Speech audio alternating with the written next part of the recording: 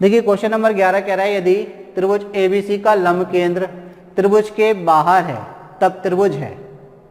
अब आपको ये चीज समझना है कि त्रिभुज का अगर लंब केंद्र कहाँ है, लंब केंद्र की बात कर रहे हैं यानी कि ऑर्थो सेंटर की बात कर रहे हैं। अब ऑर्थो सेंटर क्या होता है, शीर्ष से हम क्या करते हैं सम्मुख भुजाओं पर लंब डालते हैं। जब शीर्ष से सम्मुख भुजाओं पर लंब डालते हैं और वो लंब तीनों लंब, क्योंकि एक त्रिभुज है, एक त्रिभुज में आप कितने 3 शीर्ष होते हैं, 3 शीर्षों से आप 3 लंब डाल सकते हैं। तो जो 3 लंब डालते हैं वो एक तीनों लंब जहां एक दूसरे को प्रतिच्छेद करते हैं वो लंब केंद्र कहलाता है। इन्होंने बोला कि त्रिभुज एबीसी का लंब केंद्र, त्रिभुज एबीसी का लंब केंद्र त्रिभुज के बाहर स्थित है। तो ध्यान रखना ये जो अधिक कोण होता है ना, अधिक कोण त्रिभुज, अधिक कोण त्रिभुज जो होता है ना, इस शीर्ष से जब आप लंब डालेंगे इसमें, अगर हम इसको नाम दे देते हैं, चलिए सबसे पहले तो ए बी और सी, अगर हम इन शीर्षों के लंब डालते हैं, इसमें बात करें इस शीर्ष से हमने लंब डाला तो ये बाहर यहाँ कहीं आएगा लंब, यानी कि इस भुजा को आगे बढ़ाएंगे तो इस भुजा पर लंब होगा। इस शीर्ष से भी आप लंब डालोगे तो ये भी कहाँ जाएगा, इधर ही जाएगा। इस शीर्ष से आप लंब डालोगे तो कहाँ डालोगे, इधर ही पीछे की तरफ डालोगे। तो जब बाहर कहाँ होता है तो अधिक कोण त्रिभुज में होता है। किसमें आप बाहर होता है, अधिक कोण त्रिभुज में।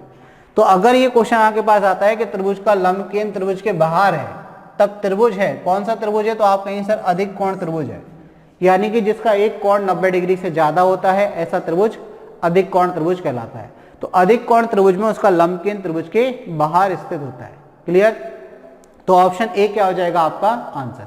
आगे बढ़ते हैं, ऑप्शन ए आपका आंसर हो गया। क्वेश्चन नंबर 12 देख लेते हैं। 45 किलोमीटर प्रति घंटे की गति से चलते हुए एक बस स्वयं से 150 मीटर आगे जा रहे ट्रक को पार करने में 30 सेकंड का समय लेती है। तो ट्रक की गति बताएं। देखिए यहां पर बोल रहे हैं कि एक बस है, तो चलिए हम बता देते हैं एक बस। तो ये हो गई एक बस, ठीक, ये हो गई एक बस। ये किस गति से जा रही है, तो आप कहेंगे सर 45 किलोमीटर प्रति घंटे की गति से जा रही है। इस डायरेक्शन में जा रही है, उसकी डायरेक्शन भी हमने बना दी है। अब एक जा रहा है बेटा ट्रक, एक जा रहा है क्या, ट्रक। ट्रक इस तरीके का होता है, ठीक है, ये ट्रक जा रहा है, ये ट्रक जा रहा है। अब ये जा रहा है ट्रक, ट्रक भी जा रहा है इसी की दिशा में। अब ये भी कुछ ना कुछ चाल से जा रहा है, तो हमने बोला x मीटर पर सेकंड ले लिया हमने इसकी चाल। क्या ले ली, x मीटर पर सेकंड ले ली कि चाल से ही जा रहा है। और कितने आगे ही है, इन दोनों के बीच का जो गैप है, इन दोनों के बीच की जो दूरी है वो दूरी है 150 मीटर। अब देखिए हमने इधर मीटर पर सेकंड में लिया, तो इसको भी हम क्या करेंगे, मीटर पर सेकंड में बदलेंगे। और कितने सेकंड में पार करती है, तो समय आपको दिया है कि 30 सेकंड में ये जो बस है इस ट्रक को पार कर लेती है 30 सेकंड में। अब अगर ये एक ही दिशा में जा रहे हैं तो यहाँ क्या लगेगी, सापेक्षिक गति, क्योंकि दोनों एक ही दिशा में गतिमान हैं, चल रहे हैं। तो सापेक्षिक गति क्या होती है, जब एक ट्रेन और दूसरी ट्रेन एक ही दिशा में जाती हैं तो ज्यादा वाले की चाल में से कम वाले की चाल को माइनस कर देते हैं। इसी प्रकार अगर एक बस और एक ट्रक एक ही दिशा में जा रहे हैं, तो अगर ये एक ही दिशा में जा रहा है और बस पार कर रही है, ये क्या है, बस है, लिख लेना, नहीं तो आपका बस नहीं चलेगा फिर क्वेश्चन पे, ठीक है ना। इस चीज को जरूर लिख लेना, नहीं तो कहोगे अगर हम भूल ही गए। तो ये क्या है, ट्रक है। अब एक ही दिशा में जा रहे हैं और बस ने ट्रक को पार किया, तो इसका मतलब ये कंफर्म है कि बस की चाल ट्रक की चाल से ज्यादा है। तो ये किस गति से पार करेगी, तो ये पार करेगी इसकी गति में से इसकी गति को माइनस कर दो, यानी कि सापेक्षिक गति से। तो सबसे पहले हम निकालेंगे सापेक्षिक गति, जिसको हम बोलते हैं रिलेटिव स्पीड। सापेक्षिक गति मतलब किस गति से ये पार करेगी, तो आप कहेंगे 45, इसको मीटर पर सेकंड में कन्वर्ट कर लीजिए, 5/18 माइनस x। इस गति से ये पार करेगी, किसको, ट्रक को। अच्छा ये तो हमने गति निकाल दी। और समय कितना लेती है पार करने में, तो समय आप कहेंगे सर 30 सेकंड का समय लेती है। तो 30 सेकंड का समय हो गया, ठीक, ये वाली बात हो गई। अब पूछा क्या है कि ट्रक की गति क्या है। अब बताइए उसने कितनी दूरी पार की, 150 मीटर, मतलब दूरी कितनी तय की उसने, तो 150 मीटर की दूरी उसने तय की। अब 150 मीटर की दूरी बेटा तय की, तो दूरी कैसे निकालेंगे हम, तो आप कहेंगे सर दूरी जो होती है, दूरी बराबर होती है चाल इंटू समय, यानी कि चाल और समय का जो गुणनफल होता है वो दूरी के बराबर होता है। तो यहां पर हम क्या करेंगे, इसको सॉल्व कर लीजिए, 9 से 2 बार, 9 से 5 बार, तो ये 25/2 क्या होगी भाई, चाल होगी बस की, माइनस ये ट्रक की चाल हो गई। समय कितना ले रहा है, 30, और दूरी टोटल कितनी तय की जा रही, 150 जो इनके बीच की दूरी थी मीटर में। ये भी मीटर पर सेकंड में, ये भी मीटर पर सेकंड में, समय सेकंड में है और दूरी आपको 150 मीटर में दी है। अब आपको बताना है कि ट्रक की गति क्या है, यानी कि x का मान आपको निकालना है। 3 से यानी कि 30 से ये 5 बार कट जाएगा, यहाँ से आपकी वैल्यू आएगी, x इस तरफ लाइए 5 इस तरफ लाइए, तो x की वैल्यू हो जाएगी 25/2 माइनस 5। देखिए 25 में से 5 माइनस होगा, 5/2 यानी कि 10 माइनस होगा, तो यानी कि 15 कितना हो जाएगा 2। अब 15/2 ये मीटर पर सेकंड में आई। क्या हमारे आंसर मीटर पर सेकंड में है? नहीं है, हमारे आंसर किस में दिए हैं? किलोमीटर पर आवर में दिए। तो हम क्या करते हैं भाई, ये क्या हो गई? ट्रक की गति। ट्रक की गति कैसे निकलेगी? तो आपकी आंसर आया है जो 15/2 किलोमीटर पर आवर में कन्वर्ट करना है, तो 18/5 से मल्टीप्लाई कर दीजिए।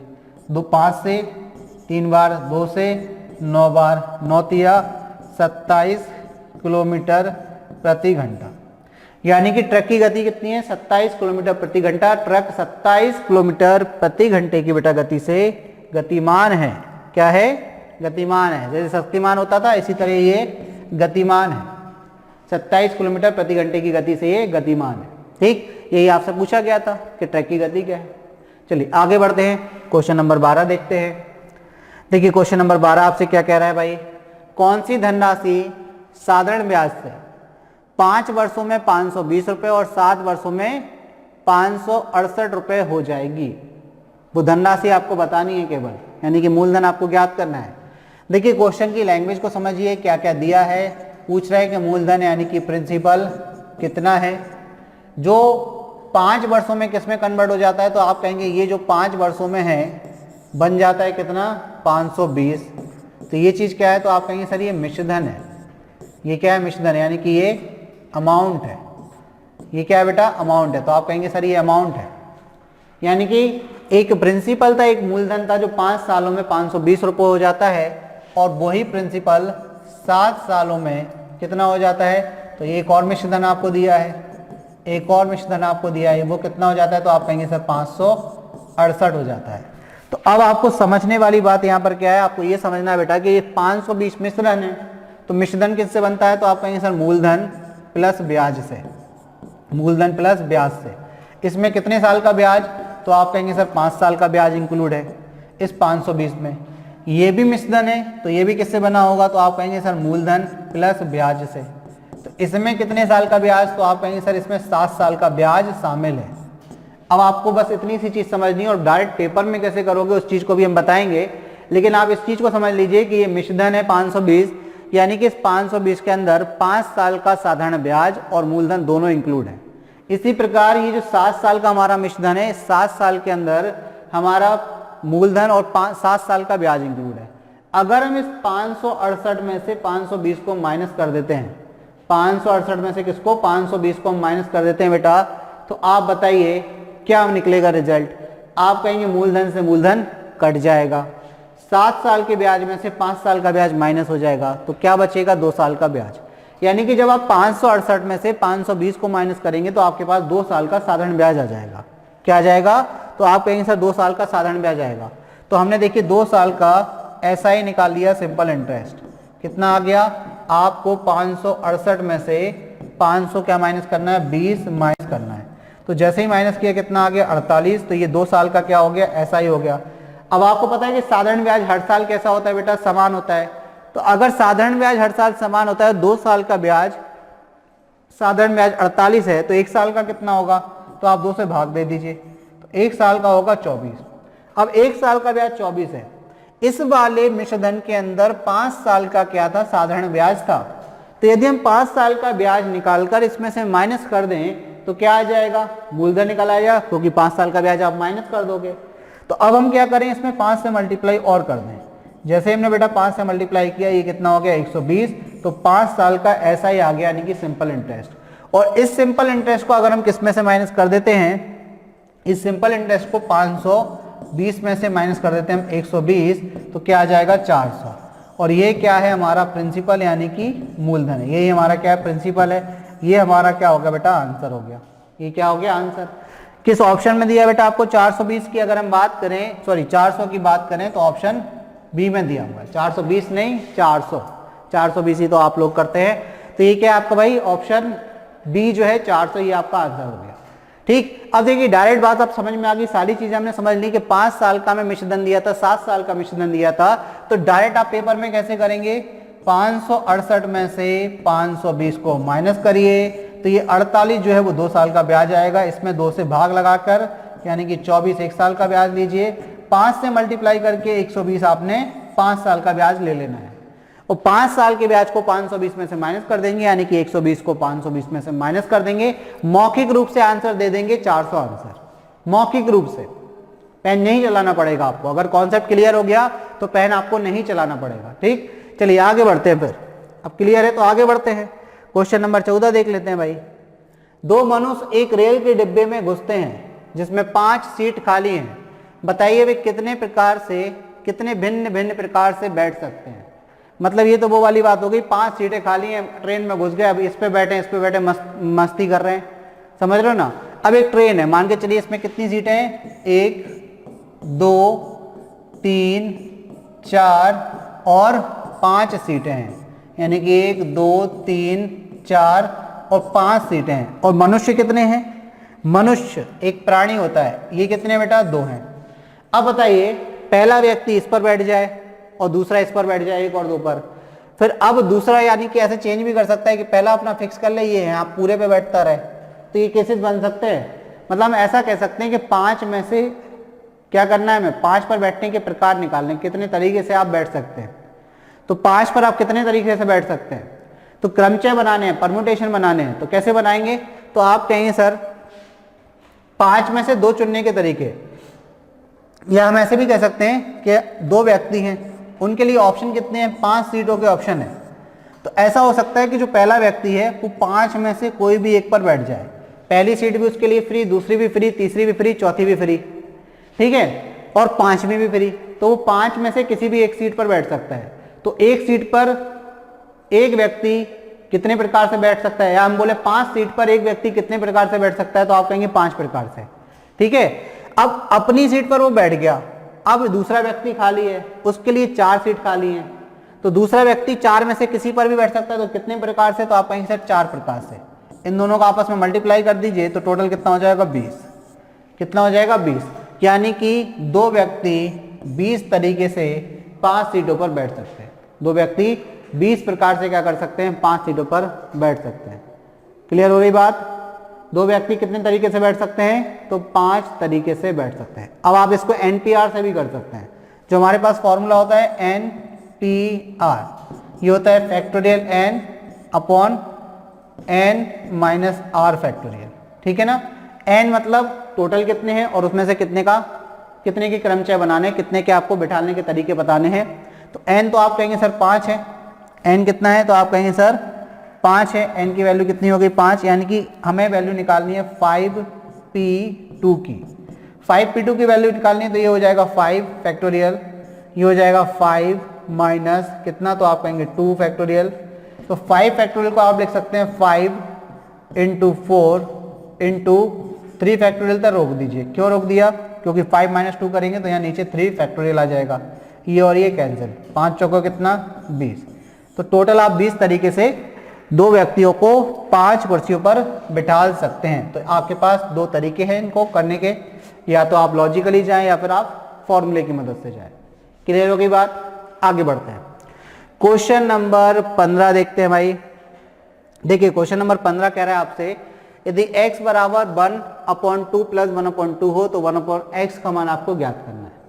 ठीक है, ये क्या होती है, एक कंटिन्यूअस फ्रैक्शन होता है, इसको हम सतत भिन्न के नाम से जानते हैं। ये क्या है, सतत भिन्न है। अगर x बराबर कभी आपके पास ऐसा लिखा हो 1/1 प्लस 2/3 प्लस 1/2 प्लस 5/1 प्लस, इस तरीके से अगर नंबर लिखा है तो इस तरीके के फ्रैक्शन को हम क्या कहते हैं, ये सतत भिन्न होती है। ये क्या कहलाती है, सतत भिन्न, कंटिन्यूअस फ्रैक्शन।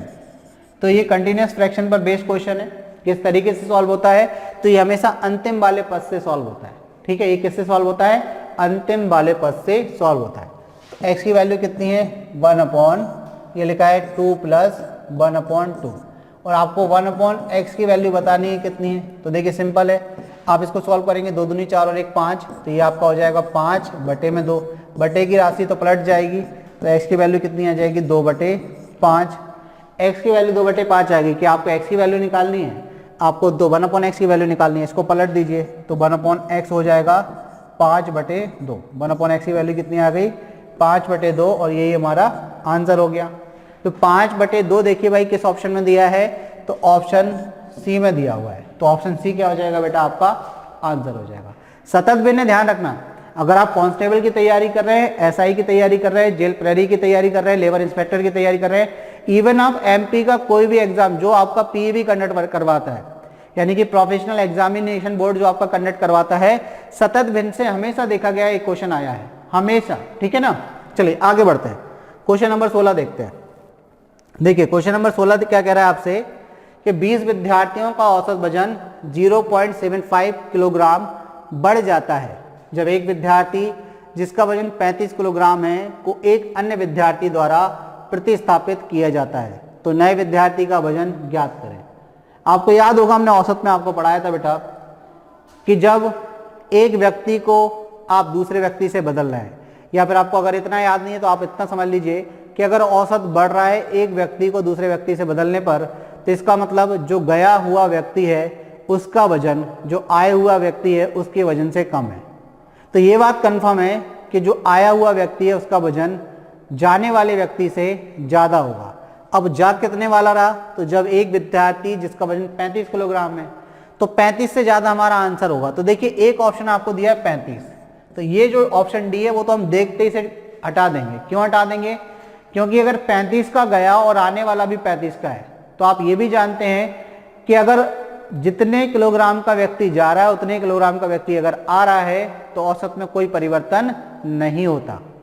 तो इसलिए अगर 35 किलोग्राम वजन का व्यक्ति गया है तो आने वाला 35 का तो नहीं हो सकता, क्योंकि औसत में 0.75 की वृद्धि हुई है।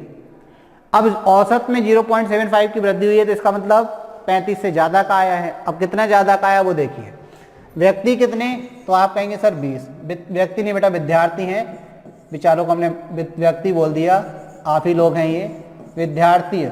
ठीक है, विद्यार्थी लिखना है बेटा, विद्यार्थी ही आ रहा है हमारे जबान पर, हमारे लफ्जों पर, तो विद्यार्थी लिख लीजिए इसको। तो ये क्या है, 20 विद्यार्थी दिए गए बेटा, 20 विद्यार्थी हैं, इनका औसत वजन कितना दिया, तो आपने यहाँ लिख लिया औसत वजन इनका है, औसत वजन कितना दिया, तो ये तो दिया नहीं है कितना है, ये क्वेश्चन मार्क है, ये शक के घेरे में कितना है। ठीक है, ये नहीं पता।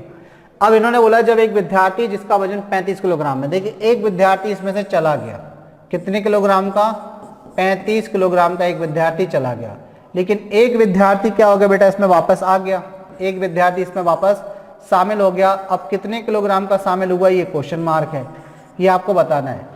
लेकिन ये बात कंफर्म है कि जो पहले वजन था उससे अब जो औसत वजन है वो 0.75 kg बढ़ जाता है, यानी कि 0.75 किलोग्राम वजन बढ़ गया। ठीक है, बढ़ गया। तो अब आप बताइए औसत बढ़ने का मतलब क्या होता है, तो आप कहेंगे सर औसत का मतलब तो पहले ये होता है कि हर एक व्यक्ति का वजन बराबर होगा। अगर हम बोल देते कि 20 विद्यार्थियों में से या 20 विद्यार्थियों का औसत वजन 45 किलोग्राम है, तो इसका मतलब ये था बेटा कि हर एक विद्यार्थी का जो वजन है वो 45 किलोग्राम के बराबर है, ऐसा हम मान के चलते हैं। ठीक है ना, अब यहां तो हमें नहीं पता कि कितना था पहले, लेकिन अगर औसत में 0.75 kg की वृद्धि हुई तो इसका मतलब ये है कि हर एक विद्यार्थी के वजन में 0.75 की वृद्धि हुई। तो टोटल विद्यार्थी कितने, तो आप कहेंगे सर 20, और हर एक में कितने की वृद्धि हुई, 0.75 की।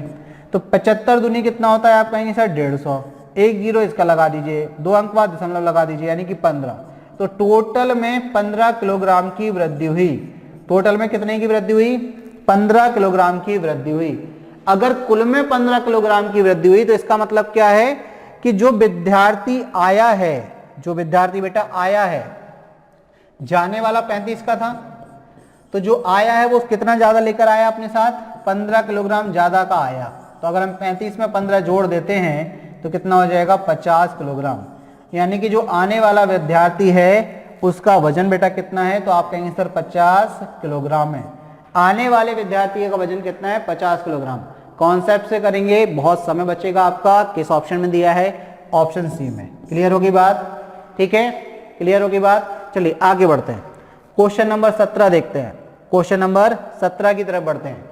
एक व्यापारी एक वस्तु को यदि 105 रुपए में बेचता है तो उसे 9% की हानि होती है। ठीक है, 30% लाभ कमाने के लिए उसे उस वस्तु को किस कीमत पर बेचना होगा?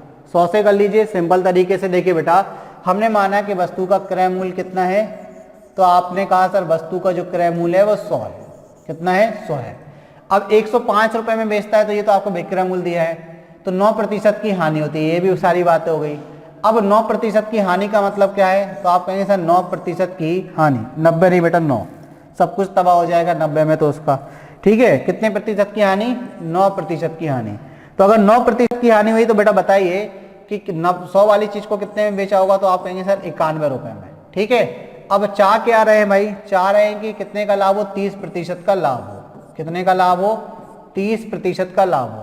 तो यहां पर हो रही थी हानि 90 की। अब 30% का यदि लाभ चाह रहे हैं तो बताइए बेटा कितने में बेचना होगा उसको? 130 यूनिट में बेचना होगा। 100 यूनिट्स हैं ये बेटा, हमने रुपए माने या यूनिट्स मान लीजिए इनको, कि एक वस्तु का विक्रय मूल्य, सॉरी क्रय मूल्य, क्रय मूल्य 100 यूनिट था, 9% की हानि पर बेचा यानी कि 91 में। अब 30% के लाभ पर बेचना चाह रहे तो कितने में बेचेंगे? 130 यूनिट में। यानी कि हमें 130 यूनिट की वैल्यू यहाँ पर निकालनी है। और किसकी वैल्यू दी है? तो आप देखिए आपको विक्रय मूल्य दिया है।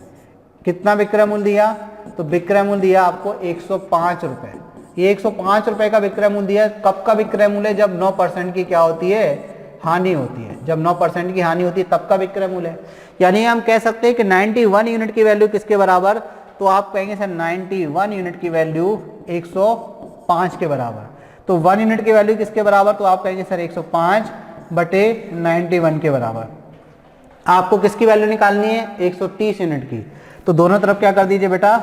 130 से मल्टीप्लाई कर दीजिए तो 130 यूनिट की वैल्यू आ जाएगी। आप कहेंगे सर 13 से कितने बार कट जाएगा? ये तो एक बार कटेगा। 13 से इसको क्या काट दीजिए बेटा? एक बार काट दीजिए। 13 एकम 13, 13 सत्ते 91, 7 से ही कटेगा, 7 एकम 7, 7 पन्ना 35, 5 का गुणा 15 का गुणा 10 में, तो 150।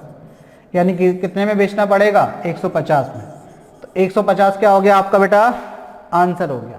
150 रुपए में अगर वो बेचेगा तो उसको 30% का क्या होगा? लाभ होगा।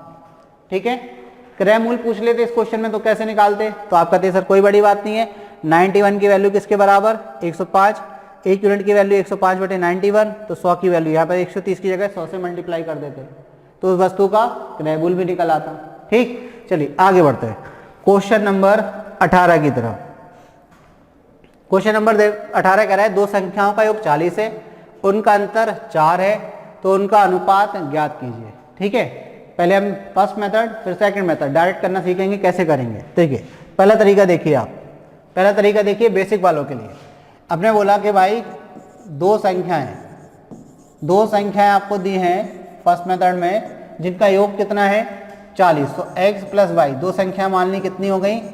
x और y हो गई। पहली संख्या x, दूसरी संख्या y हो गई। इनका योग 40 है। इनका अंतर x माइनस वाई बराबर कितना है? तो आपका आंसर 4 है।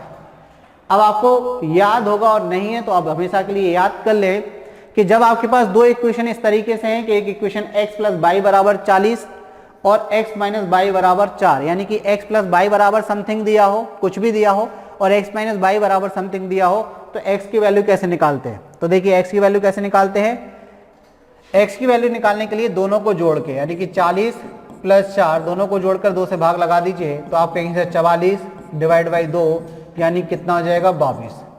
और y की वैल्यू निकालनी हो तो दोनों को घटा के, यानी कि 40 माइनस 4 डिवाइड बाई क्या कर दीजिए? 2, तो यानी कि हो जाएगा 36 डिवाइड बाई 2, तो कितना हो जाएगा? आप कहेंगे सर 18। कितना हो जाएगा? 18। तो 40 डिवाइडेड बाई कितना हो गया भाई? 40 माइनस 4 36 डिवाइड बाई 2 18।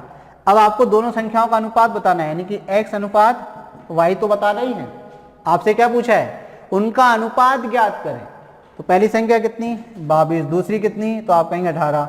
2 से कट रहा है कितने बार? तो आप कहेंगे सर 9 बार। 2 से कट रहा है कितने बार? तो आप कहेंगे 11 बार। आपका आंसर क्या आ गया? 11/9।